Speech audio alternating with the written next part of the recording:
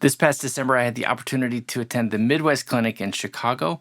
One of my favorite sessions was one presented by Michael Pote, who might be the greatest of all time when it comes to teaching with the Yamaha Harmony Director and putting out some great resources. So in this video, I'm happy to pass along some of the best tips from that session. One of the first things Michael Pote shared was that a musician is 50% engineer and 50% artist. And the engineer part he explained using a graph, where the x-axis is everything that's time-based, like rhythm, tempo, and stylistic concepts. And everything on the y-axis is pitch-based, like melody, harmony, and tuning. And the HD is great for isolating those skills, but if you've been using the HD as basically a glorified metronome, it's time to get into what it's really good at, and that is modeling great pitch for our band students. One of my favorite parts of this session was when Michael Pote talked about how he has his harmony director set up for teaching band, including the patches that he uses. I've been using patches like trumpet. They cut a little bit more. He likes to use more mellow patches like brass. It sounds like this. Or clarinet. I've switched over to these patches and I think they might be my new favorite.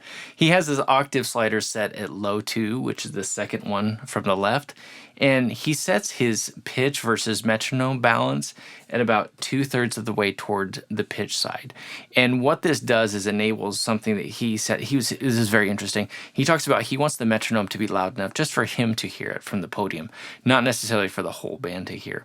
And so the balance between the pitch and the metronome with this setting sounds like this.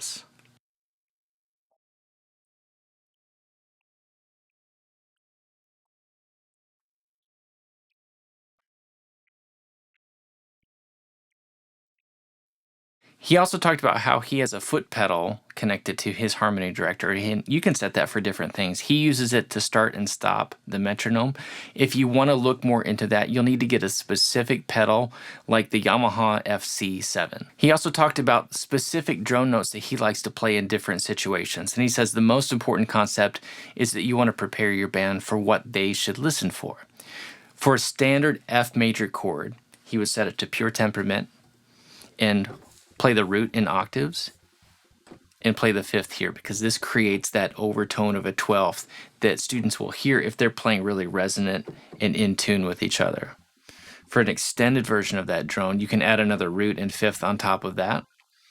What he tends to do is play just the primary overtone and uses that to get his band to try to line up with that and also try to create that resonance in their sound that will bring that pitch out.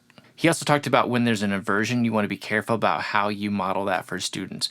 Let's say there's a C major chord where the tubas are playing an E in the bass. You want to be careful about playing the root too low, especially something like this, because there's no clarity on the low end. If you think about the natural harmonic series, the lower you go, the more the notes are spread out. And so to create more clarity in that sort of chord, maybe just play the lowest note in octaves and then add the other notes of the chord higher up, and that's a better pitch model for students. One more thing that Michael Pote talked about was creating drone maps for pieces that he was working on with his band. And so for him, that meant a separately notated piece of music that had the chords and also the drone notes that he would play for specific measures of the music. I was very curious about this, and I would love to see him demonstrate how he uses this in the music. I think I might tend to get a little bit too involved with the chords and not listen enough to the band. So my preference is to pre-program drone changes, and I do that in Tonal Energy. I created a series of videos on how that comes together in Tonal Energy, and you can find a link to that in the description. I also have some more resources on the Harmony Director that I've collected. You can find those at amplifiedwarmups.com/HD, so check that out. But terrific session from Michael Pote. I learned so much from him, and hopefully something from here was helpful. Thanks for watching, and we'll see you soon.